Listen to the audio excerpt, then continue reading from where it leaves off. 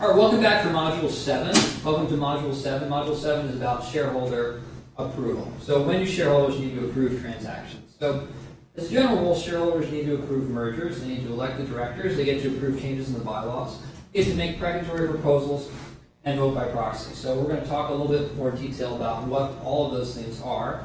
You know what mergers are generally. Mergers are allowed by statute when one company purchases another such that only one company remains. We know that directors are the ones that run a company. Shareholders have limited rights, but they have the right to appoint the directors and sometimes to remove the directors and fill the vacancies, as we'll see. The bylaws are the document that are essentially a private constitution that governs the relationship of the parties. And precatory proposals are suggestions, you might say, by shareholders, maybe strong suggestions, but they're non-binding proposals the shareholder will make and vote on at an annual meeting or a special meeting, asking the corporation to do something, but they don't force the corporation to do it, because again, the directors run the corporation with limited exceptions. And an important idea is that shareholders can vote by proxy, meaning that they don't actually go to the meeting, they vote in advance. Changes the dynamic. They vote in advance by filling out what's called a proxy card and sending that in, and having their agent vote on their behalf. Let's begin by just reviewing very quickly, not a course on mergers. There's other courses to be learned about mergers, but briefly we can learn about some of the types of mergers. So first off, a statutory direct merger is simply when one company merges into and with another. So to draw that, we typically talk about two different parties. So we're going to have either, we call them acquirer or parent.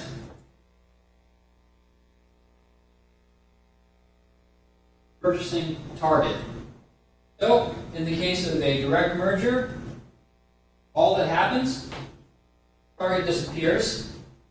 What we're left is acquirer and parent, and the assets and liabilities of target automatically become part of the assets of acquirer or parent. Not a very common structure, because more often it's useful to keep the company around. So what will happen is we'll have a reverse triangular merger. So here, parent will create merger sub, and merger sub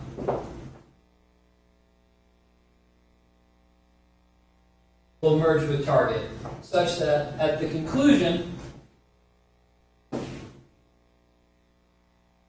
merger sub disappears, and target remains as a wholly owned subsidiary of parent. That's a reverse triangular merger. In a forward triangular merger, merger sub would remain having the assets of target. So those are our basic merger structures, but it's not the only way to purchase a company. A company can also be purchased in what's called an asset sale. An asset sale is just what it sounds like. In an asset sale, one company will purchase all the assets of another. It doesn't have to purchase all the assets, it can purchase substantially all the assets, and trigger certain rights of shareholders to vote and approve the deal if it's a sale of substantially all assets. There can also be a tender offer where the company will, either with the board's cooperation or an effort to circumvent the board, will essentially ask the target shareholders to directly sell their shares. And by becoming a shareholder, 100% shareholder, through a variety of processes, including a top-up merger, the purchaser, the acquirer, can become the owner without going through the process of a statutory merger. So any of those would have to be approved by shareholders. Those are types of mergers, and they all need to be approved by shareholders. When shareholders elect directors, they do so by a vote, and there's a new concept, a relatively new concept, called a withhold campaign. So when you vote for a director, you have essentially two choices. You can either vote for the director or you can withhold your vote. And this matters depending on whether there's majority or plurality voting. So plurality voting means that if most people vote for a certain person, that person wins. If one person votes and that person votes for Director A wins. Majority voting means that more than half the people have to elect someone for that person to win. So for if there's 1 million shares outstanding, Director A would need to receive 500,001 shares in order to win under majority voting. So shareholders who don't have a choice, there's no Director B, right? They can't choose A or B. They can choose A or not A if they're in a majority voting system. In a majority voting system, they can withhold their vote for A, so that their vote gets counted as in the denominator, but not in the numerator, so that the percentage of votes for Director A are less likely to be 50%. So a withhold campaign is an advent of the increasing use of majority voting in public company bylaws, and it's a way to prevent directors remaining on the board if the shareholders are unsatisfied. So let's look at a couple cases. So in the case of R versus Dressel, the president refused to call a special meeting that the shareholders requested. They requested this meeting in order to remove directors. And he argued that that's not proper. That turned out to be wrong. The court compelled the meeting so the shareholders can remove the directors and amend the bylaws. What couldn't the directors do? What couldn't the shareholders do at this meeting? They were not allowed to reinstate the president. What do we learn from this case? From this case, we learn that there are certain things which are proper to the shareholders and certain things that are not. It is proper for shareholders to not just vote for directors, but they have the ability to remove them as well. And so they can have a special meeting to remove directors. They also have the right to amend the bylaws. They can call a special meeting to do that. But they do not have the right to choose the president. The board has that right. And so they were not able, at their special meeting, to appoint the president. In a similar case, during a power struggle for Loew's, that used to run some movie theaters, in Campbell versus Loews, the directors sought to enjoin some rivals from holding a stockholder meeting to remove directors. Now, in this case, we didn't have the issue of the bylaws, we didn't have the issue of appointing a president. What we wanted to do here, what the shareholders wanted to do here, was to remove directors, amend the bylaws, and fill vacancies. So what this case adds to our understanding is that also, if the directors can be removed by the shareholders, the shareholders can also fill those slots by appointing new directors in a similar context of a special meeting. The shareholders have those rights to vote, so they can, shareholder voting rights include amending the bylaws, removing the directors, and filling the vacancies. Those are basic shareholder rights. What are some problems with shareholder voting? So this is a little bit theoretical, but it's important to understand that shareholders may be rationally apathetic. What does that mean? Well, it's rational to be apathetic if it doesn't pay to do the work, essentially. So let's look at a situation. So let's say there's a 1 in 100 chance that a merger is ripping off shareholders by $1,000. But what is the expected value of reading merger documents? $10. 1/100th times 1,000. There's only 1 out of 100 you'll actually avoid losing $1,000. So reading each one has a present value of 10. And maybe reading that merger agreement, because you're a small shareholder, it's only worth $10 to you, and you have a small amount of stock. And reading that agreement takes a lot of time. It's difficult to read a merger agreement, especially for a person who's just a casual shareholder, not introduced to the issue at a board of directors meeting. And so it may cost them $20 to read that agreement. So it actually doesn't pay off to read that agreement. And even if they get ripped off 1 out of 100 times, you're still making the economically rational choice not to read the merger agreement. So one issue with small shareholders is it's rational for them to be apathetic and not read the merger agreement. Another issue for shareholders is that they may prefer having liquidity over having control. So what they may want to do is they may not really care so much about their voting rights, they may care about their selling rights. They can get rid of their stock if they're not happy, because that's easier for them to do potentially than to vote.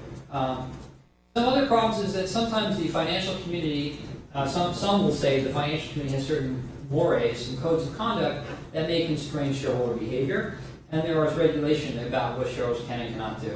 And with any large group, you get into what's called a collective action problem. So it's difficult for large groups to organize and stay organized. Principle for law and economics lecture later on. And the point here is that shareholders are large, disparate, heterogeneous groups, and so they suffer from multiple types of collective action problems. So let's look at institutional shareholders and see if they solve some of the shareholder problems. First off, who are institutional shareholders? So we're going to look at organizations like mutual funds, corporate pension plans, state pension plans, and insurance companies. Name names. CalPERS would be one of them. And these organizations tend to be large shareholders. And not only are they large shareholders, but they're professional shareholders, professional shareholder managers. And so we might expect, and we do in some cases, see them to be more active, because it may not be rational for them to be apathetic. And so over time, the base of shareholders in America has really changed from being private people to institutions. And as a result, we would expect to see more activism, and we do see more activism. However, there are some competing interests for some of these different kinds of funds to not be active. For example, corporate pension plans may not want to upset corporations. But in general, the rise of the institutional shareholder has led to more shareholder activism because it does solve many of the rational apathy and collective action problems. Let's look at a couple cases. So in Rosenfeld versus Fairchild Engine and Airplane Corporation, we have an issue here where there is a proxy contest, and the directors had a contest. So when the directors have a proxy contest, what that means is that shareholders are trying to elect a different set of directors to the board. They're trying to essentially have a coup d'etat. They're trying to get rid of the current directors. The shareholders have to pay their own way to have that proxy contest. It involves a media campaign, it involves outreach, it involves having voting in a meeting. And the directors are able to use corporate funds to pay for their share in the contest. So they're able to essentially use company money to promote themselves. So what is the issue here? The issue here was that can the shareholders reimburse themselves if they win? The answer is yes. The answer is shareholders can reimburse themselves if they are successful in their proxy contest. So here we had a control over policy and not power, and expenses were determined to be reasonable or proper. If the expenses are determined to be reasonable or proper and not over an issue which is true corporate policy and not just a power struggle, win or lose, the shareholders can get reimbursed. However, it's very unlikely that the directors would reimburse incumbent shareholders who lose. What we see here from Rosenfeld is that the shareholders can reimburse themselves when they win, practically speaking, but we also see technically the directors could reimburse shareholders that lose.